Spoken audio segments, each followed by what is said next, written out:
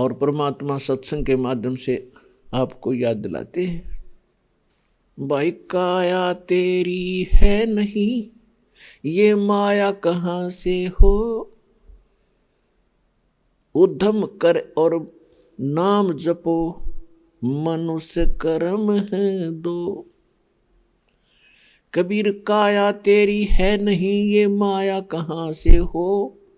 चरण कमल में ध्यान रखो, इन दोनों को खो।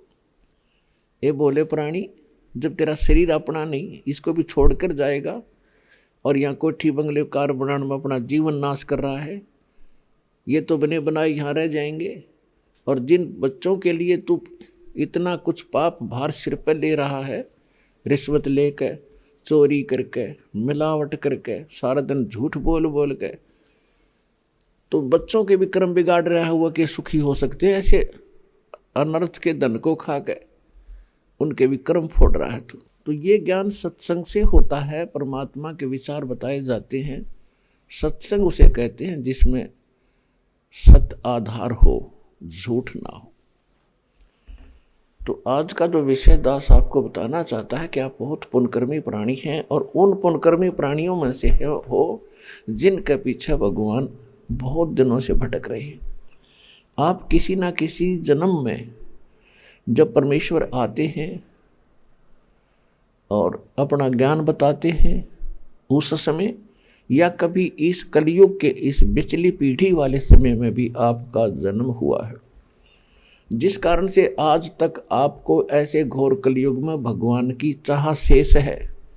नहीं तो वैज्ञानिक पाके गए, दो थोड़ा सा ये इंग्लिश सीख ली, थोड़ी सी अटपट सीख ली, कोई उच्च पोस्ट बन गई, छोटा मोटा कोई राजनेता बन गया, धरती तोल रहा है, हर मृत्यु के बाद गधा बनेगा, वो आंखें नहीं इसके पास।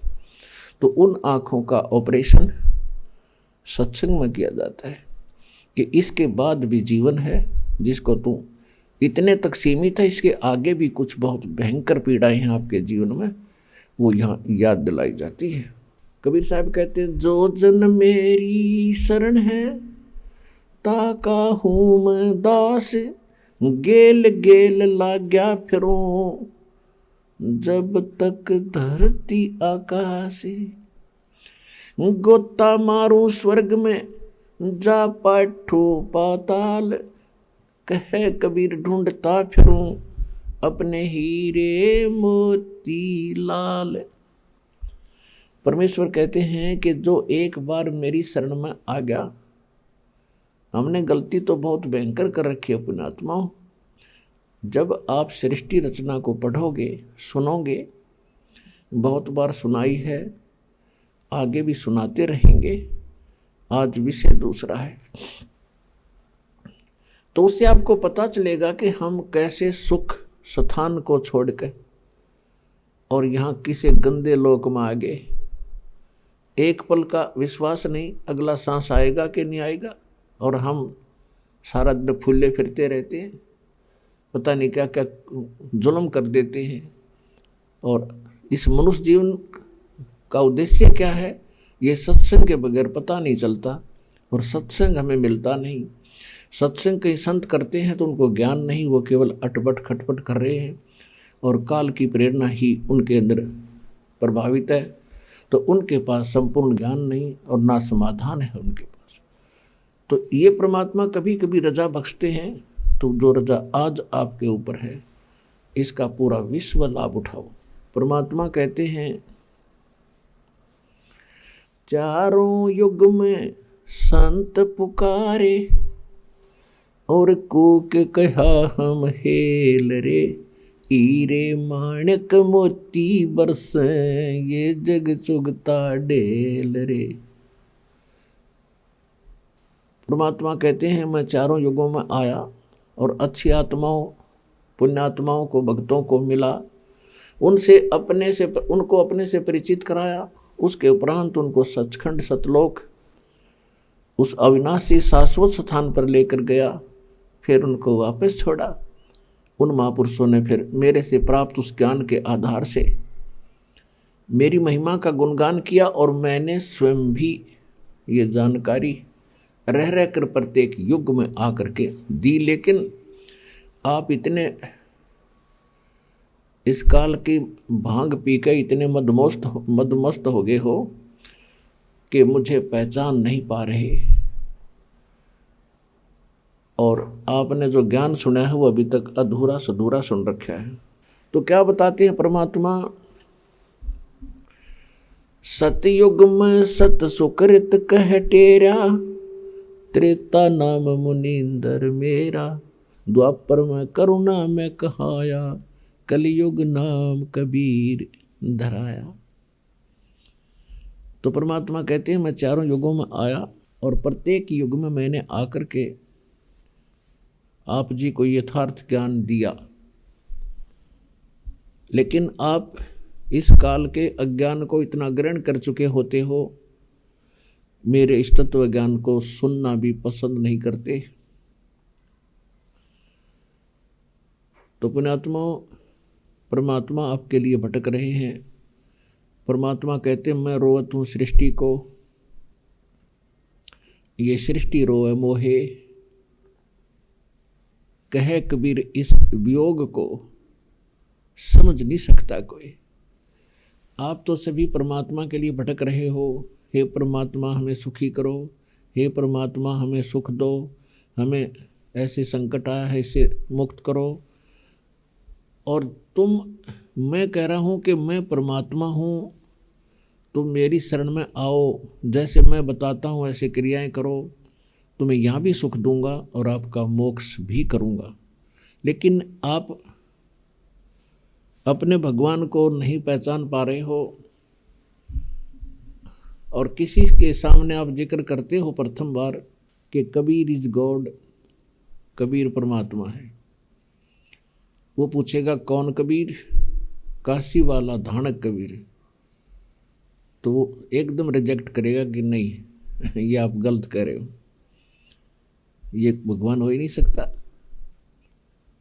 तो कैसी भूल पड़ी आप कहे, भगवान को तो भगवान मानने को तैयार नहीं, और जो परमात्मा है नहीं उनको हम परमात्मा मान बैठे। श्रीमद् भगवद गीता अध्याय नंबर 15 के श्लोक नंबर 16 और 17 में 3 पुरुष बताए। एक सरपुरुष जिसे ज्योति निरंजन भी कहते हैं, 21 ब्रह्मांड का स्वामी। एक अक्षर पुरुष जो 7 ब्रह्मांडों का मालिक है, और तीसरा उत्तम पुरुष है तू अन्य परमात्मा इति उदाहरते, ये लोग तरम आविश्य विभर्ति अवैश्वर है।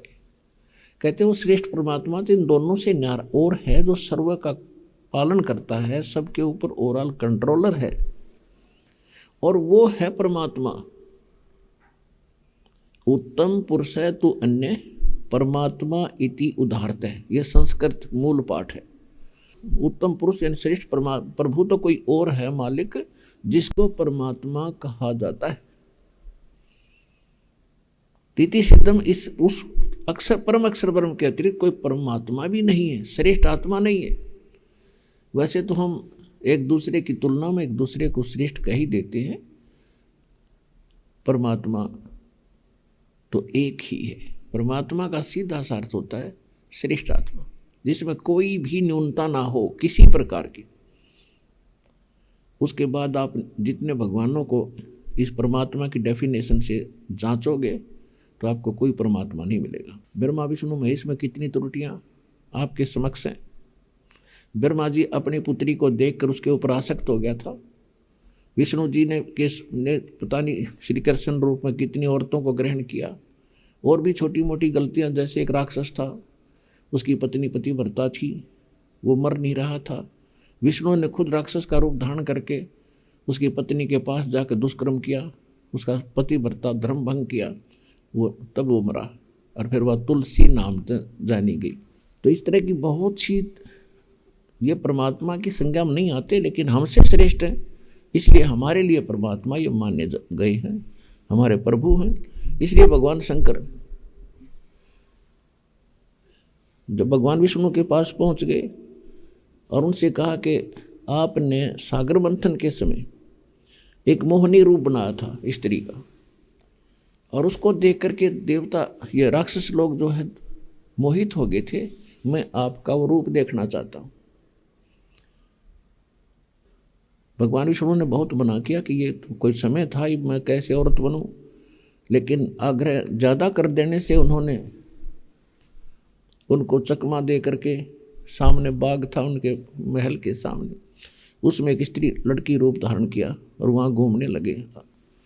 शंकर भगवान इधर उधर से नज़र बचा के उसके पीछे भाग लिए, उसका हाथ पकड़ने की कोशिश की, तब तक विष्णु रूप में आ गए।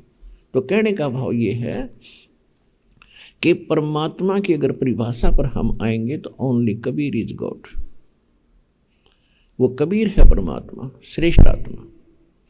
बाकी अन्य देखो, हम अगर ब्रह्मा विष्णु महेश की इन त्रुटियों को गिने तो हम तो उन तक गणे नीचे हैं हम तो, लेकिन हमसे श्रेष्ठ हैं, इसलिए ये भी परमात्मा हमारे लिए मानेगा, हमारे से परमात्मा है, लेकिन वास्तव में परमात्मा तो एक ही है।